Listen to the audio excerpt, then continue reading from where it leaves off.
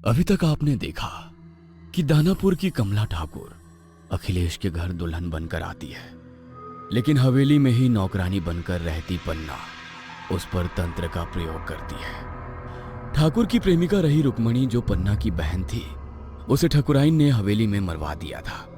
रुक्मणी का प्रेत कमला के ऊपर हावी हो जाता है। कमला को बचाने की कोशिश में ठकुराइन की मौत हो जाती है। अखिलेश ठाकुर रुक्मणी की आत्मा से माफी मांगता है। रुक्मणी का क्रोध शांत हो जाता है और वो लौट जाती है। काला जादू करने वाली पन्ना को पुलिस के हवाले कर दिया जाता है। ठाकुर और कमला की बिगड़ती हालत को देखकर कुलदीप उन्हें अस्पताल में भर्ती कर देता है। अब आगे।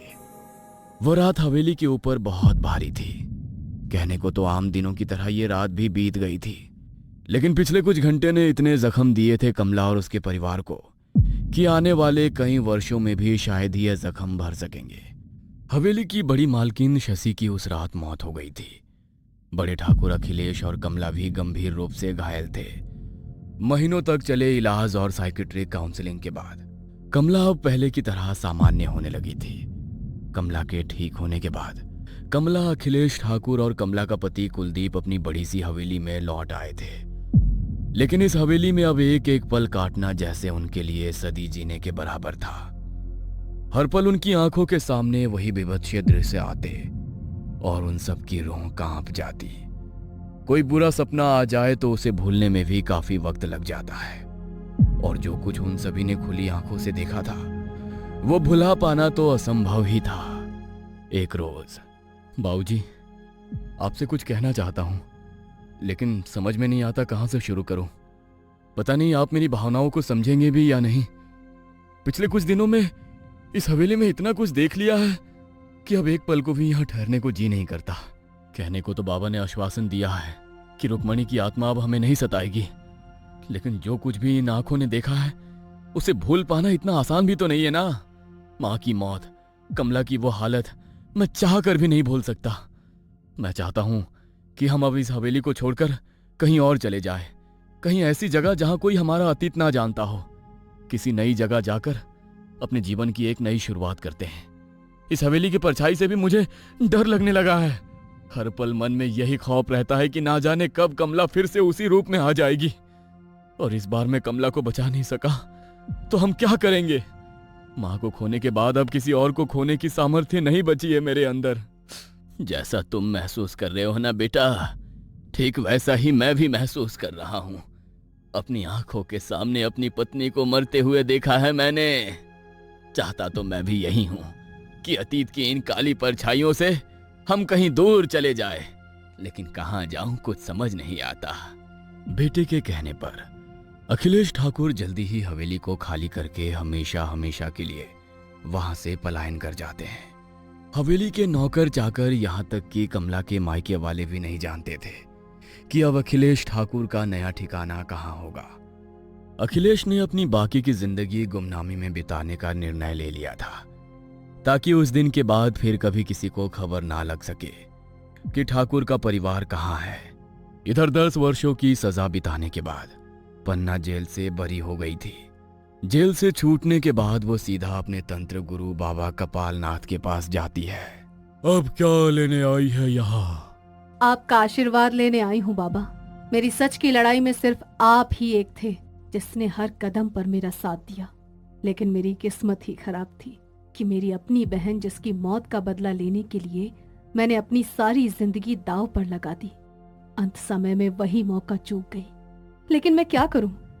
मेरे सीने में जल रही ये आग अभी शांत नहीं हुई है। चाहे जो हो जाए, ठाकुर के खानदान को मिट्टी में मिलाए बिना मुझे चैन नहीं आने वाला। उसके खानदान का एक एक आदमी जब तक जिंदा है ना, मैं चैन से मरने वाली नहीं हूं। तो फिर जा, पूरा कर अपना बदला। तंत्र शास्त्र भी यही कहता है कि एक बार जो किसी के ऊपर तंत्र छोड़ दो तो फिर पीछे मुड़कर नहीं देखते।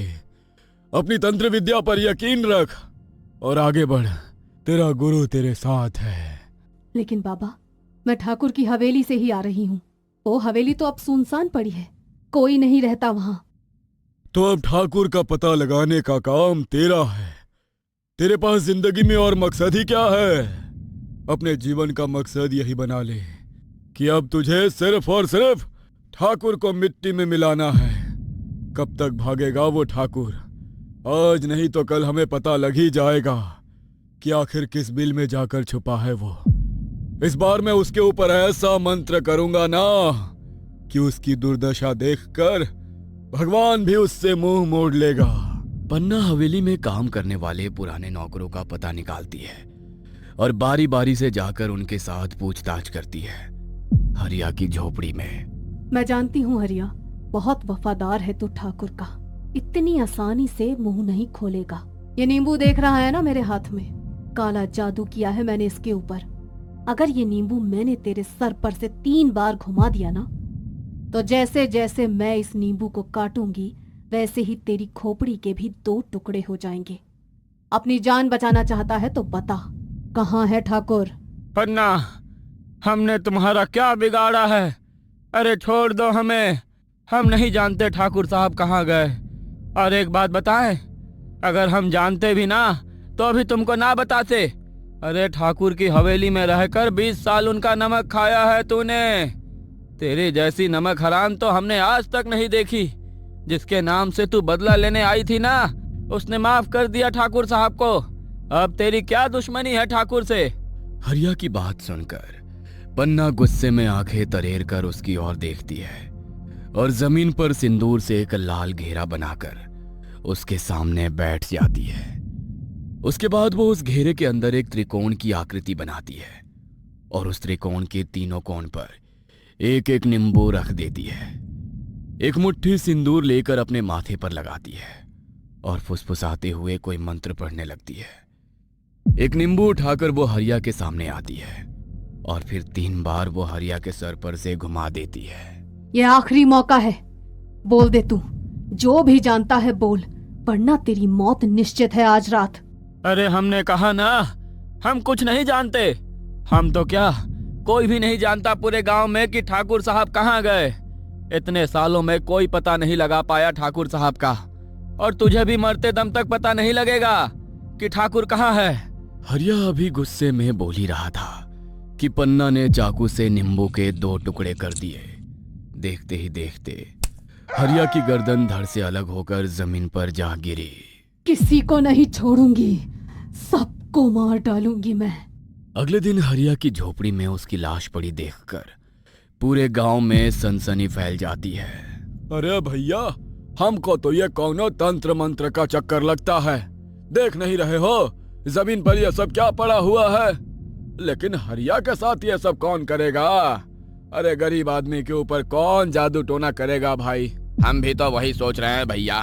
ये सब देखकर तो हमको वो कमला बिटिया के साथ हुई घटना याद आ गई। कहीं वही पन्ना तो नहीं कर रही है ये सब?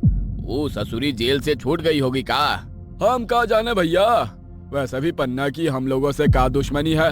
हम उसका क्या बिगाड़े हैं? लेकिन सच बताए तो डर तो हमको भी बहुत लग रहा है। पन्ना बारी बारी से रामू और सूरज को भी काला जादू की मदद से डराकर ठाकुर का पता पूछती है, लेकिन उन दोनों से भी उसे कोई जानकारी हाथ नहीं लग पाती, जिसके कारण उन दोनों को भी अपनी जान से हाथ धोना पड़ता है। हवेली के 3 नौकरों ने ठाकुर की वफादारी में अपनी जान गंवा दी थी और बाकी के बचे 2 नौकर इन 10 सालों में भगवान को प्यारे हो गए थे। पन्ना ने अपनी तरफ से ठाकुर का पता ढूंढने में कोई कसर नहीं छोड़ी थी, लेकिन शायद इतनी आसानी से ठाकुर से मिल पाना विधाता को मंजूर नहीं था। समय बीतता जा रहा था और इसी तरह एक गांव से दूसरे गांव ठाकुर की तलाश में भटकते हुए पन्ना को 20 बरस बीत जाते हैं। पन्ना का शरीर अब बूढ़ा हो चला था, कमर झूर गई थी और सर के काले बाल भी सफेद हो गए थे। लेकिन गुजरते समय के साथ पन्ना की ठाकुर से बदला लेने की ललक अब उसके जीवन का एकमात्र लक्ष्य बन गया था। कुछ बरस और बीते तो पन्ना को समझ आने लगा कि अब शायद ये उसके जीवन का अंतिम पड़ाव है। अगर अब भी ठाकुर उसके हाथ ना लगा तो उसकी आत्मा को कभी मुक्ति नहीं मिल पाएगी और बिना बदला लिए मौत उसे किसी हाल में स्वीकार नहीं थी। मुझे एक बार फिर बाबा से मिलना चाहिए। जन्म मरण के चक्कर को पराजित करके 100 साल तपस्या की है उन्होंने। मेरी समस्या का कुछ हल तो उनके पास अवश्य ही होगा। पन्ना एक बार फिर बाबा के पास पहुंचती है।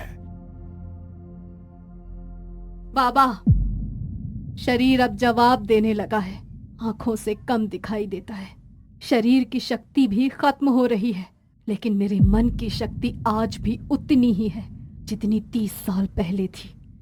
अपना बदला लिए बिना मैं मरना नहीं चाहती। मैंने सारी उम्र आपको भगवान की तरह पूजा है, मुझे सिर्फ आपके ऊपर भरोसा है। आप तो तंत्र मंत्र के महाज्ञानी हैं, कुछ ऐसा करें कि अपना बदला पूरा किए बिना मैं मृत्यु को प्राप्त न हो सकूं। ये कैसी बातें कर रही हो तुम? इंसान बनकर जन्म लिया है तो मृत्यु तो होना निश्चित ही है। जन्म और मृत्यु के चक्र से कोई बाहर नहीं निकल सकता। ये बात सुनकर पन्ना बाबा के चरणों में सर रखकर फूट फूट कर रोने लगती है। एक उपाय है, लेकिन उसके लिए तुझे अपनी ये मानव योनि त्याग कर डायन बनना होगा। डायन कौन होती है जानती है ना तू? डायन वो होती है जो यदि समय समय पर मानव बलि लेकर अपने मंत्र विद्या का सही उपयोग करे तो ना तो उसकी आयु कभी समाप्त होती है और ना ही कभी उसका यौवन कम होता है। डायन धरती पर हजारों साल तक जिंदा रहती है। किसी मनुष्य के हाथों उसकी मृत्यु नहीं हो सकती। बाबा, मुझे मंजूर है, आप बताइए मुझे क्या करना होगा। एक विशेष तंत्र साधना और काले जादू के प्रयोग से मैं तुझे डायन में बदल दूंगा, जिससे तेरा नाम और रूप दोनों बदल जाएंगे, किंतु ये नया चेहरा बस 4 साल तक ही जवान दिखाई देगा। उसके बाद तुझे 5 ऐसे जवान और खूबसूरत शिकार की तलाश करनी होगी जिनके रूप, यौवन और आयु लेकर तू जवान बनी रह सके। यदि तू ये 5 बलि देने से चूक गई तो तेरी असली सूरत और आयु सामने दिखनी शुरू हो जाएगी। डायन की शक्तियां उनकी चोटी में होती हैं, इसलिए ख्याल रहे तुम्हारी चोटी को कोई स्पर्श भी ना करने पाए।